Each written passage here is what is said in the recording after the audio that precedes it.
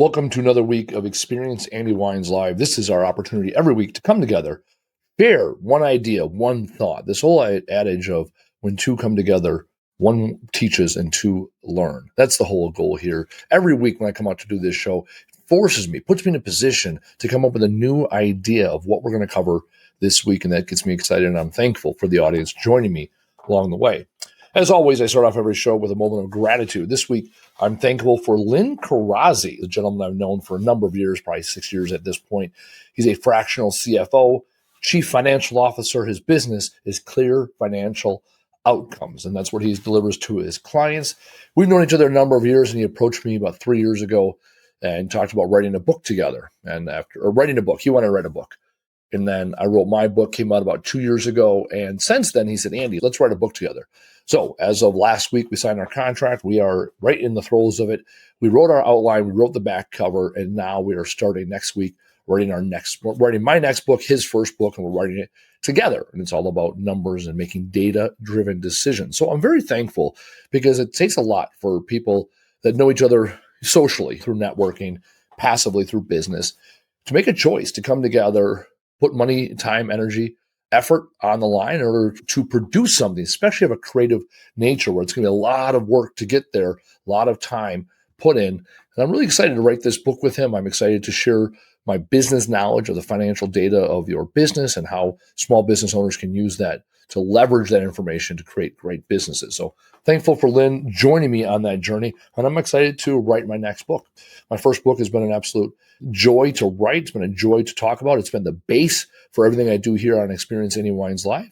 And I know the new book will also contribute to those thoughts, that thought leadership I have, and give me the opportunity to impact small business owners when it comes to their financials and allow them to grow their businesses, ideally way beyond their dreams and their desires they can see right now. So I'm excited for that. I'm excited to have Lynn on my team. Second thing, I was talking about paying the bills. Why do I do this? I do this because I love doing keynote speaking. I love doing workshops.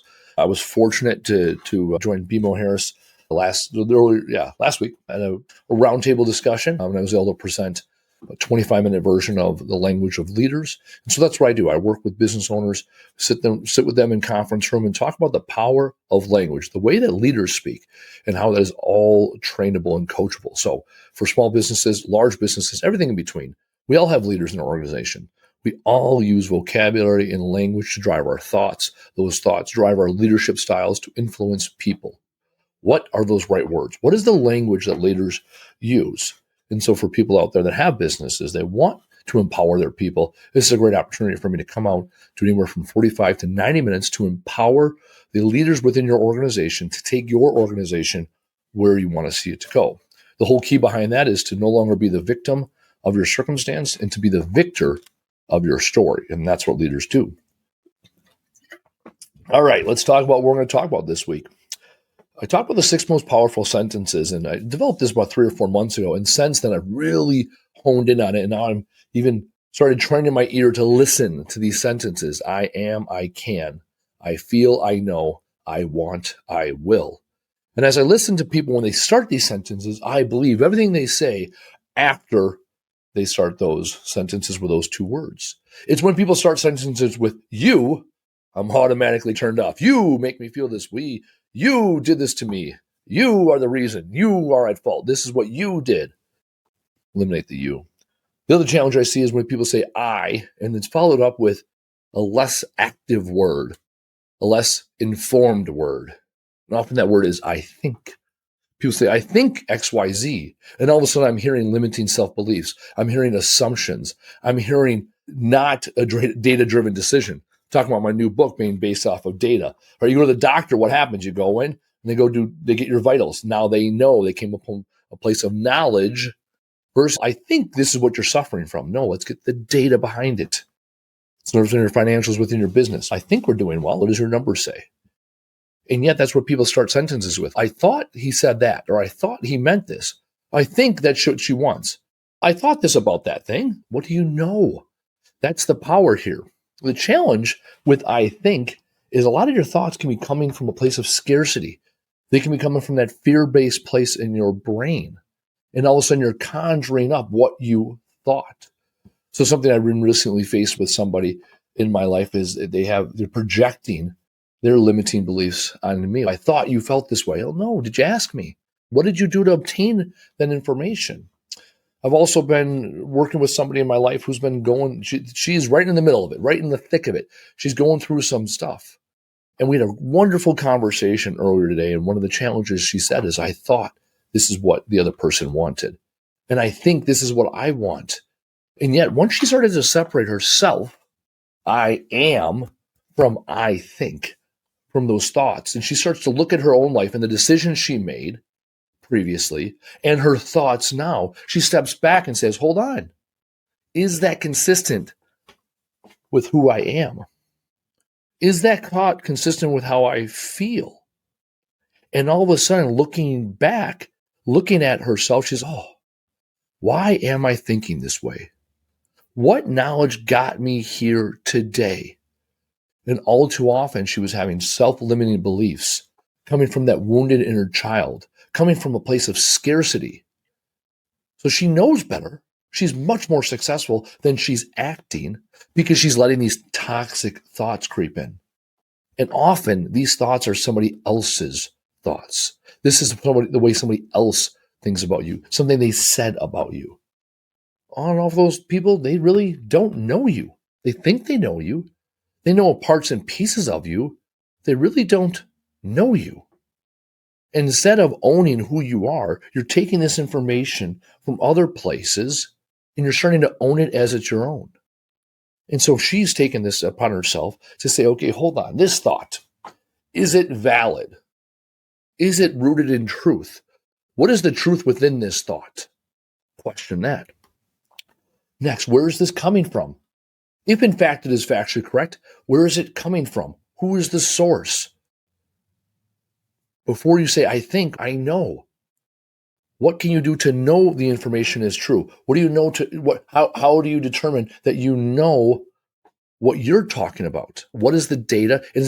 What is the data? Is it factually correct? And is it coming from you? Third thing, do I agree with it? Is it consistent with where I'm going in the world, right? Or is it in the past? We were talking earlier today, and she was faced with a decision. And as she was talking about the two decisions, this very clear fork in the road. To me, as the third party, it was very obvious what the right choice is. And certainly I'm not going to tell her the right choice because who the hell am I? What do I know? Based on what she told me, it was obvious. And she's talking about these two choices. She's obviously, this is the right choice. She says this out loud. And yet she's struggling with that choice when she can say, obviously, it's the right choice. And I said, it's funny, I was about to ask you that question. You answer the question. And she goes, what was the question? I said, the two choices you're faced with. One leans into your past. One leans into your future. She goes, wow, I never thought about it that way. Yeah. So you have a very obvious choice here. Which one is consistent with where you're going versus where you came from? Often we make decisions based on where we came from. And that sounds something like, this is the way it's always been done. Or I was raised this way. This is what my parents taught me. And so does that continue to serve you? I know I was dating a woman for a number of years and I would say things or do things. And she said, where is that coming from? I was raised that way. She said, okay, that's you owned it or you got it from your mother or your father. Do you still feel that way? And for some things, I'm like, absolutely. I'll double down. And other things, as I started to dig into it, I was like, where does that come from? And does that continue to serve me to this day? And when I investigated those moments, I started to paint the picture of who I am. The Four Agreements, the book, talks about the domestication of man. The preachers, the teachers, the leaders that you grow up with, put a lot of these thoughts into your head. They're not natural and normal for you from the day you're born. They're put into you, and then over time, you own them. When reflecting now, you have that opportunity to say, okay, is this still consistent with who I am and how I operate? Or is this inconsistent with that?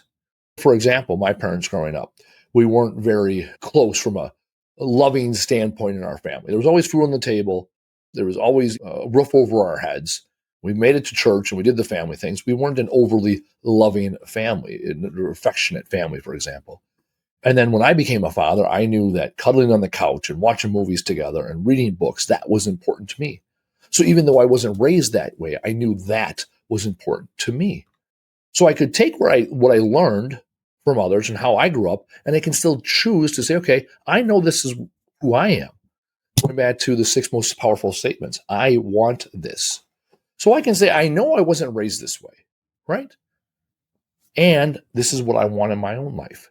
Such a simple adjustment.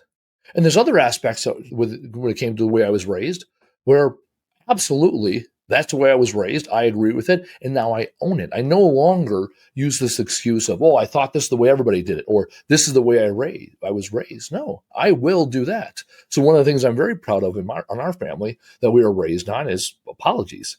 Sorry was never used in our house. Never. It wasn't until I was in grade school and then high school I heard other people apologizing. I got into corporate America. I heard people apologizing. I go, "What is this shit all about?" And I had a conversation with my mom years ago. She goes, "Sorry? Yeah, we don't, that's not what we do here." We never did that in our family. Apologies were wasted words in our household. So I thought, okay, we never acknowledge or take that time to forgive. So what do we in fact do? And what's a better way of doing things? It's, show gratitude. Okay. So now again, 6 most powerful sentences. I will show gratitude instead of asking for forgiveness. It's, okay. Now I made an adjustment because I know when I focus on gratitude, I'm focused on the future. I know when I'm focused on gratitude, I'm vulnerable with the other person. And I also know that for me, apologies make up for piss poor behavior, and they feel good at the time. And more often than not, the person that's apologizing will continue to repeat that pattern of behavior. So instead, it's a thank you, expressing gratitude. It goes back to, what do you know? What serves you? And it fits in the 3 R's. The reflection, looking back at your situations, what was true in it, realizing in real time who you are, and then regulation, where am I going? So when I have this fork on the road, the decision is much more clear and obvious because I've oriented myself to where I'm going based on what I want, what I know. And then what I will do becomes very obvious. When I talk about those 6 most powerful sentences, I wrote them in alphabetical order to start with as a way for me to remember them. And then as I continue to look at them, I have them on my board right here. I go, "Ooh, I like them. I like them in alphabetical order." There's a linear aspect to them. I am. Declare who you are. There's 8 billion yous on this planet. Who are you? What makes you so unique? What is it that you bring to this table? That superpower that only you have. I am. Declare it to the world. I can. What are you capable of doing? Actually able to do. I feel. What are your thoughts behind that? What is the emotion? Express the emotion in words. I know. I'll go out and find the data to know where I'm coming from. I want, based on what I can do, based on what I want, or based on how I feel, this is what I want. And finally, I will. What commitments am I willing to make? Because when you start sentences with "I think this" and "I think that," you're talking in circles. When you start articulating what you know, where is it coming from? Is it valid? Who is the one that said it? Do I still own it today? You practice those 3 steps to reflect, to realize, and to regulate. And all of a sudden, that complicated life becomes a lot more simple. And it comes down to, as I'm looking at the notes from the person as we were chatting earlier today, she sent me the notes. Finally, what can I do about it? With the 6 most powerful sentences, I will. That's your commitment to yourself. That's the affirmation. That's the action that'll allow you to go obtain new information as you take on this journey that is life. Versus saying, "I think," or "I thought," and you stay ignorant, full of assumptions the rest of your life. And it is complicated, and it can be tricky, and it's awkward at times to speak in such language. It's very vulnerable. It's very transparent with others, and it's empowering. Moreover, it's encouraging. 80% of Americans live somewhere between anger and fear. 20% of people live a life of courage. And even for me, I'm starting to adjust my language. So I say encouraging people more than empowering them. You have the power within you. There's no doubt about it. My opportunity is to bring out the courage in you. You got to ember, a little bit of a flame. I want to encourage you to use the courage to put a little bit of gasoline on that fire, to make those commitment statements of I will versus I think or I thought, I assume. And once you start saying I will, your feet will follow. It's the manifestation of the dream that is your life. And so my challenge for you this week is very simple. Take the time, reflect, realize, regulate the 3 R's to success. Do that fucking thing. Tell the fucking world. Tell the people what you want. Tell them what you're willing to do to get what you want. And then in those moments, when you need yourself the most, what are you willing to do? What is the right decision in front of you? And how are you going to achieve greatness? What are you going to do different today that you didn't do yesterday to get where you're going tomorrow that you haven't been there yet today? Show the fuck up. Show up for yourself above anybody else. Do that, ladies and gentlemen. We'll see you next week.